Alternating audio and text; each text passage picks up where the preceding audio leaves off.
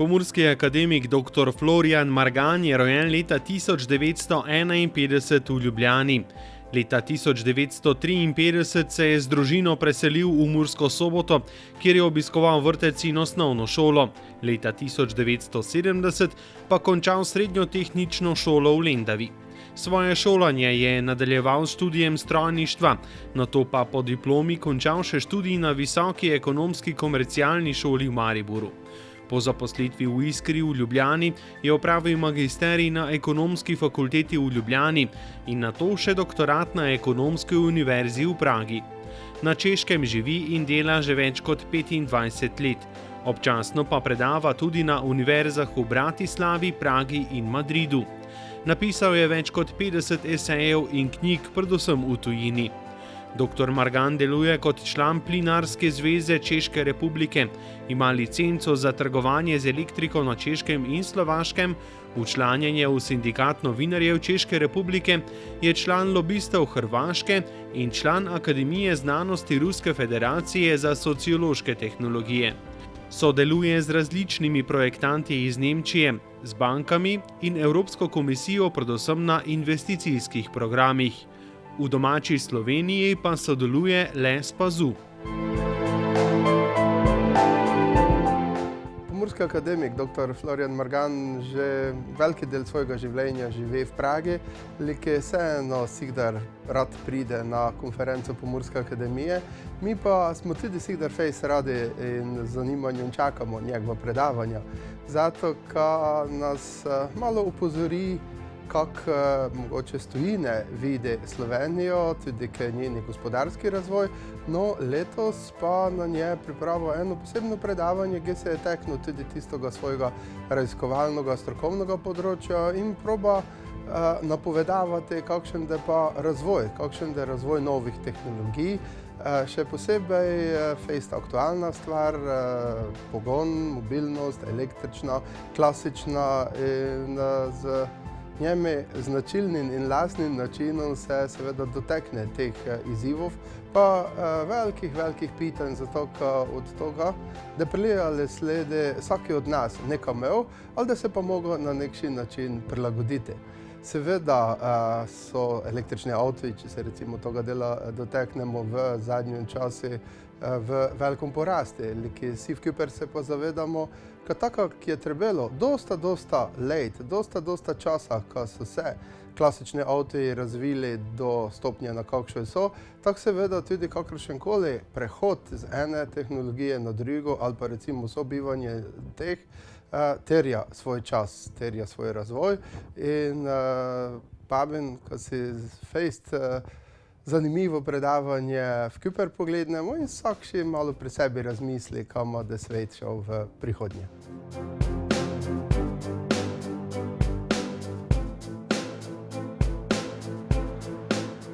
Prodaja osebnih avtomobilov na evropskih trgih v zadnjih 3 letih stalno narašča, prav tako tudi proizvodnja in uvoz avtov v Evropo.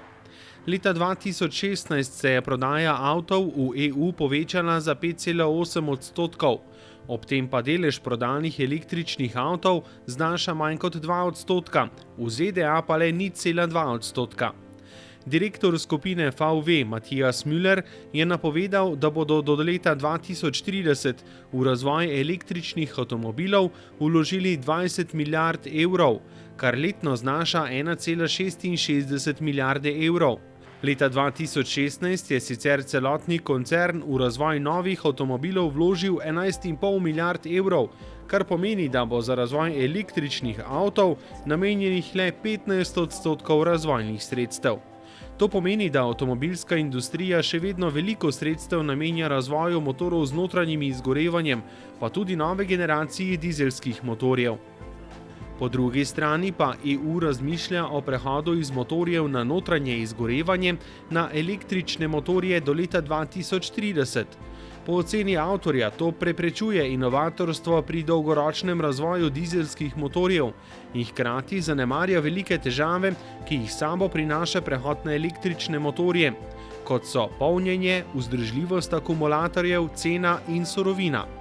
Zato avtor poudarja, da avtomobili na notranje izgorevanje niso rekli zadnje besede in imajo ob električnih avtomobilih tudi perspektivo v prihodnosti.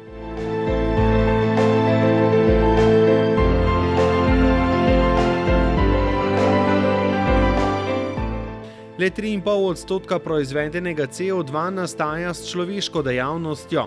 Proizvodnja in delovanje osebnih avtomobilov pa k celotnemu proizvedenemu CO2 prispevata le 0,2%. Električni avtomobil sicer res ne proizvaja emisij CO2 na izpustu, ampak izpusti nastajajo s proizvodnjo električne energije, ki je potrebna za polnjenje baterij.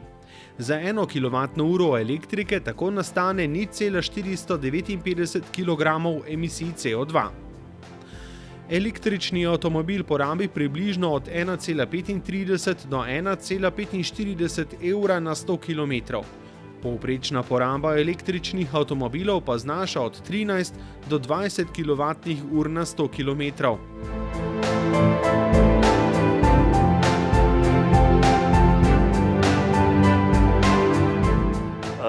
Skratka, primerjam elektroavta, dizelavto oziroma notranje zgorevanje. To je taka tema, ki Evropska unija forsira, električna avta bodo. Na ostalo pozabljam, pa jaz malo se s tem igram, samo da vidim, če to funkcionira. Jaz kratko pogledajte, 12 milijonov delavcev v Evropski uniji dela na motorjih z notranjim zgorevanjem v avtomobilski industriji. Poglejte, mimogrede, prodala se je letno 15 milijonov avtomobilov, govorim za leto 2016. Zdaj 2017 ni velikih razlik. Če pa pogledate te rezultate, kako ta prodaja je šlo. Poglejte, to so prodani vsi avtomobili, dizelska avtomobili, ki je 45,6% pada, in pa elektroavta, taki so najbolj popularna, moderna in tako dalje. Če pogledate po številu značke, ne vem, kako se slovensko reče, vidite, da Volkswagen ima 1 700 000 prodanih in samo 24 000 teh električnih avt, takih in drugačnih. Če grem dalje, to moram semiti.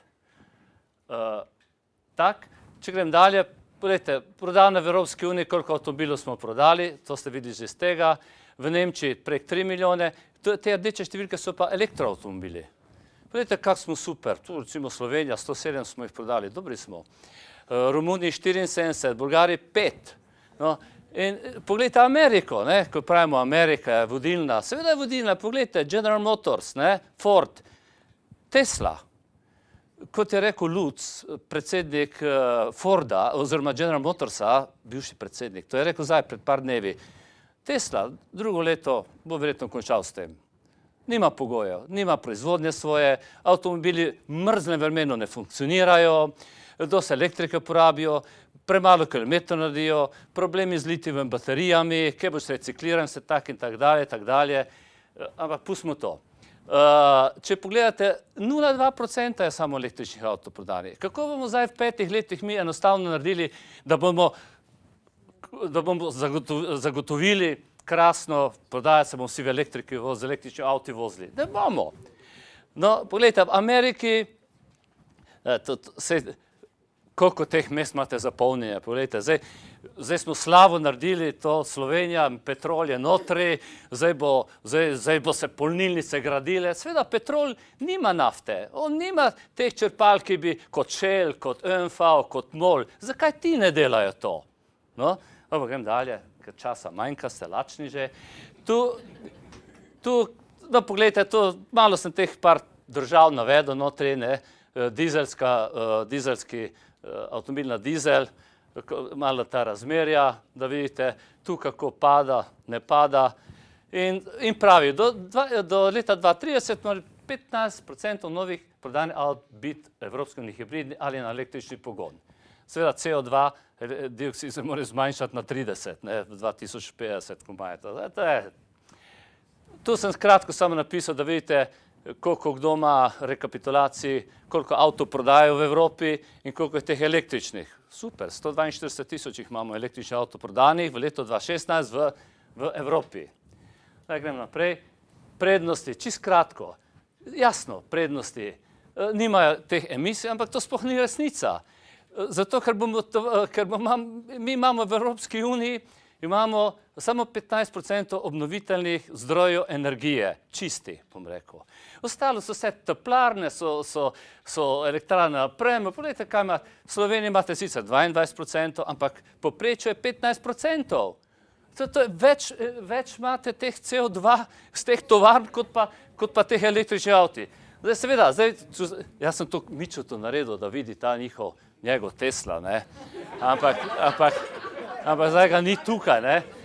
Je škoda, da ga ni tukaj, da malo mu te podatke pokažem, ne.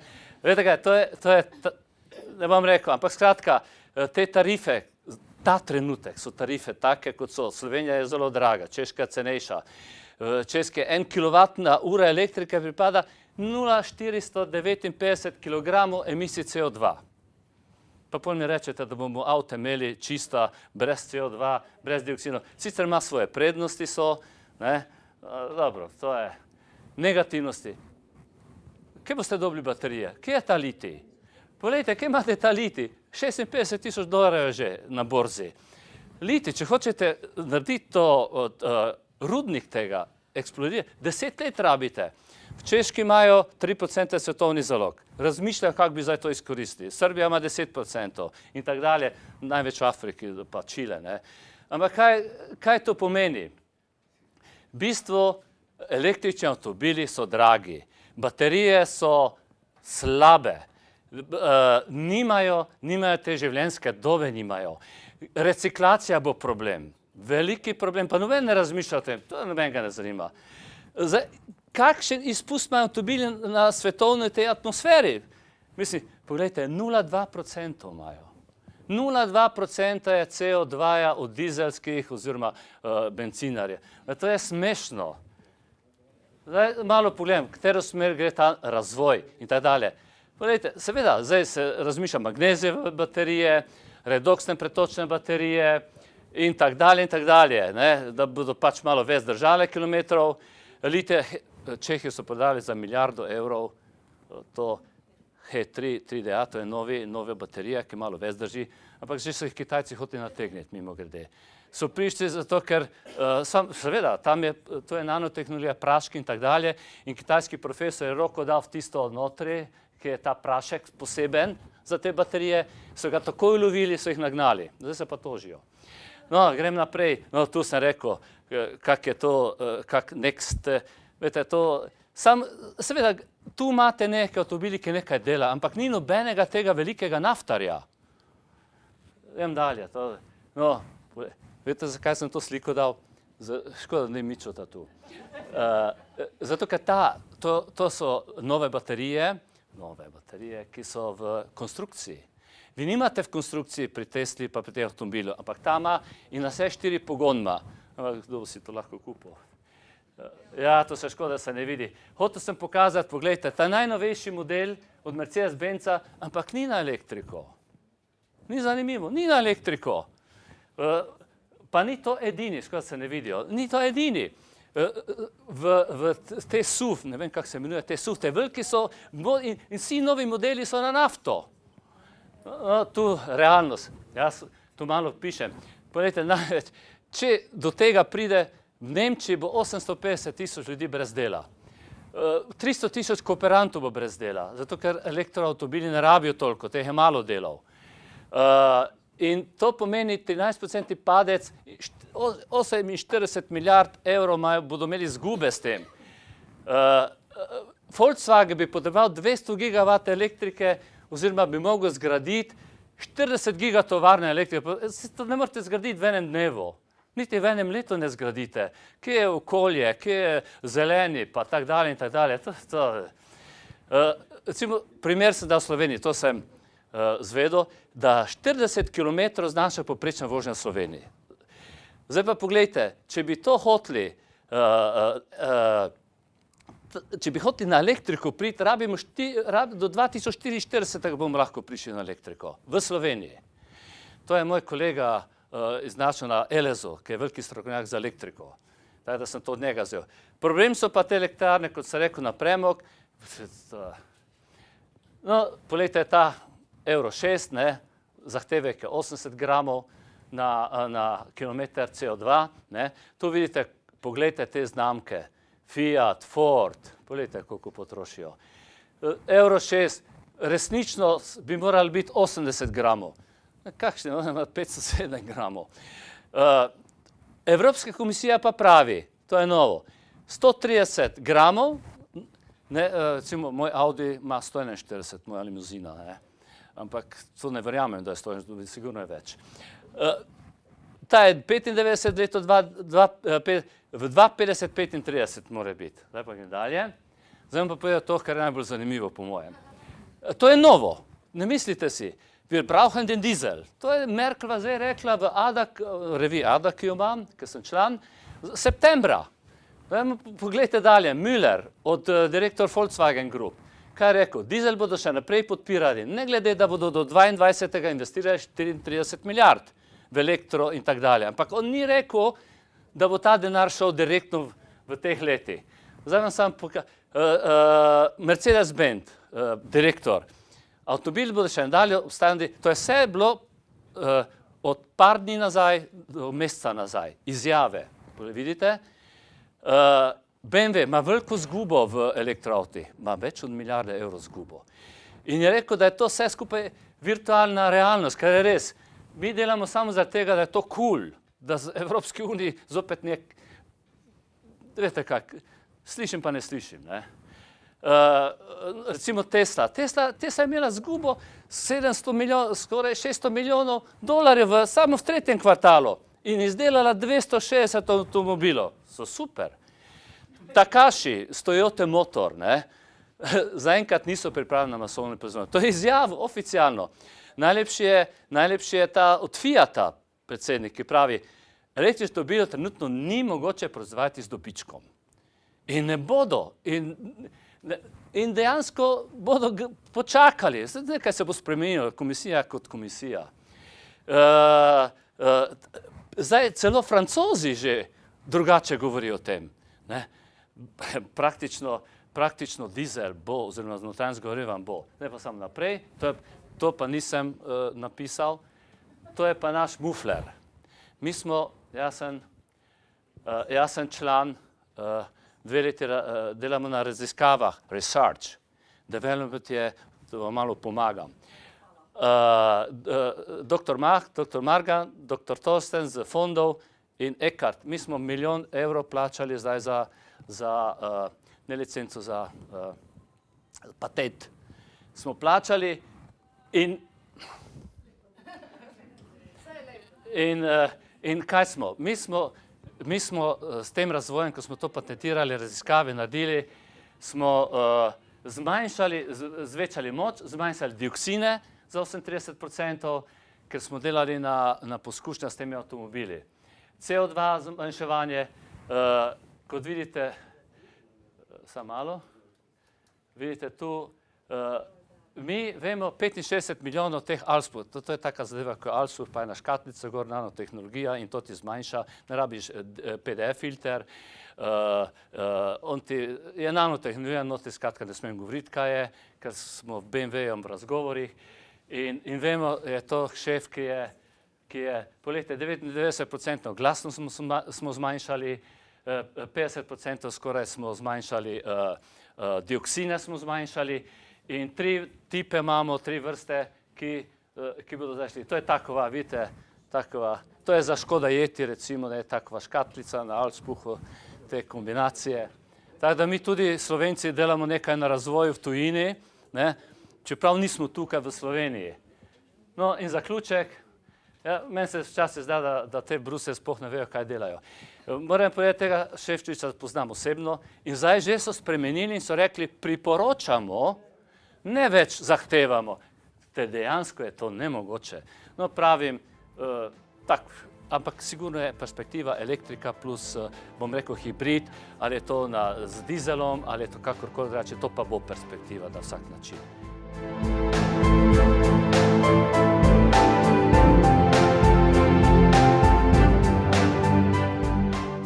Do leta 2020 bo v Evropi zgrajenih le 400 hitrih polnilnic na električne avtomobile.